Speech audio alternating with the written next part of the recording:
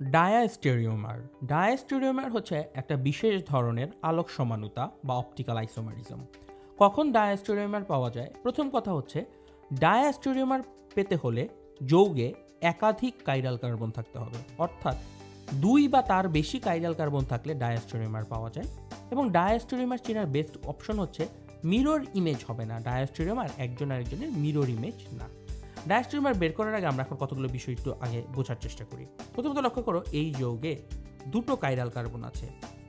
এই দুটো হচ্ছে এই যৌগে কাইরাল কার্বন, কারণ এর প্রত্যেকটিতে 4 হাতে ডিফারেন্ট গ্রুপ বা ফাংশনাল গ্রুপ যুক্ত আছে। এখন মনে রেখো, তার কাইরাল কার্বন আছে n সংখ্যক, তাহলে অবশ্যই তার আলোক সমানুতা পাওয়া যাবে 2 টু দি পাওয়ার 2 বা 4টি। কারণ নিয়ম হচ্ছে যদি n সংখ্যক কাইরাল কার্বন থাকে তাহলে আলোক সমানুতা হয় 2 টু দি পাওয়ার n সংখ্যক।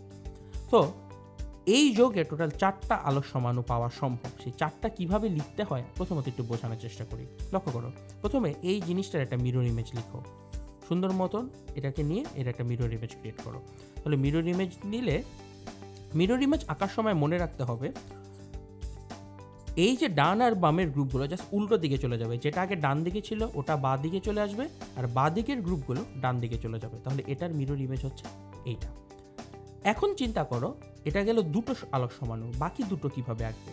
বাকি 2টো আঁকার সিস্টেম হচ্ছে এই যৌগটা থেকে আরেকটা যৌগ আঁকবো, যেখানে একটা গ্রুপ চেঞ্জ হবে কিন্তু আরেকটা চেঞ্জ হবে না। এর মানে কি লক্ষ্য করো, ধরো এই যৌগ দেখে দেখে ঠিক আগের মতন হাতগুলো দিয়ে দাও।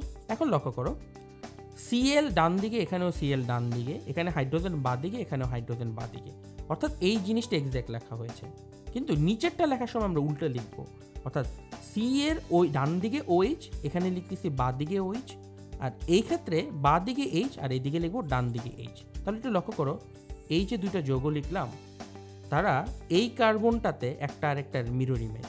দেখো এদিকে ডান দিকে Cl, সরি, তারা এই কার্বনটাতে একটা একটা মিরর ইমেজ না। এদিকে ডান দিকে Cl, এদিকেও ডান দিকে Cl, এদিকে বাঁ দিকে হাইড্রোজেন, বাঁ দিকে হাইড্রোজেন। কিন্তু নিচের কার্বনটা যদি লক্ষ্য করো, এই কার্বনের ডান দিকে OH, এই কার্বনের বাঁ দিকে OH। তাহলে নিচের অংশটুকু মিরর ইমেজ, কিন্তু উপরের অংশটুকু মিরর ইমেজ না। এই জাতীয় কেসগুলোকে আমরা বলে থাকি ডায়াস্টেরিওমার, অর্থাৎ যেটা সম্পূর্ণরূপে একটা আরেকটার মিরর ইমেজ হয় না। আচ্ছা, তাহলে 3টা আলোক সমাণু আঁকা হলো। 4 নম্বর আলোক সমাণুটা কিভাবে বের করবে দেখো। এই যে নতুন ডায়াস্টেরিওমারটা আঁকলে এখন এইটার একটা মিরর ইমেজ আঁকার চেষ্টা করো।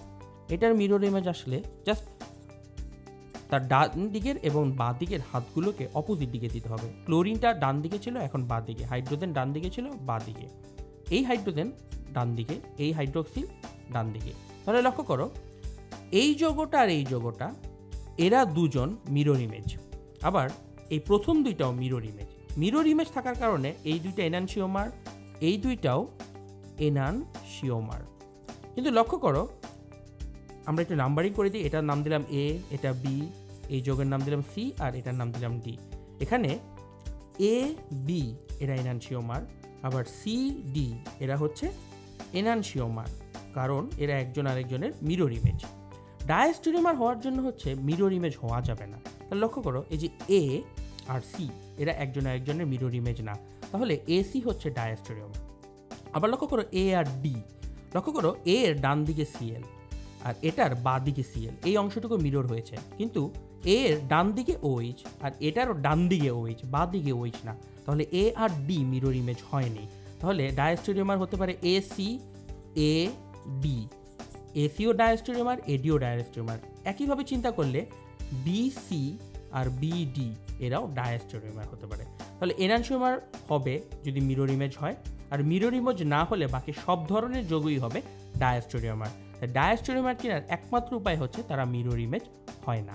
মনে রাখবে, মিরর ইমেজ হচ্ছে কি হয় না সেটা বোঝার উপায় হচ্ছে, লক্ষ্য করো এই যে B আর C এর মাঝখানে এইটা হ্যাঁ মিররের কাছাকাছি মিলে যাচ্ছে, কিন্তু এই পোর্শনটা মিলছে না। অর্থাৎ একটা কাইরাল কার্বন ম্যাচ করলেও আরেকটা কাইরাল কার্বনে মিরর ইমেজ হবে না, আর মিরর ইমেজ না হলেই তারা ডায়াস্টেরিওমার হয়।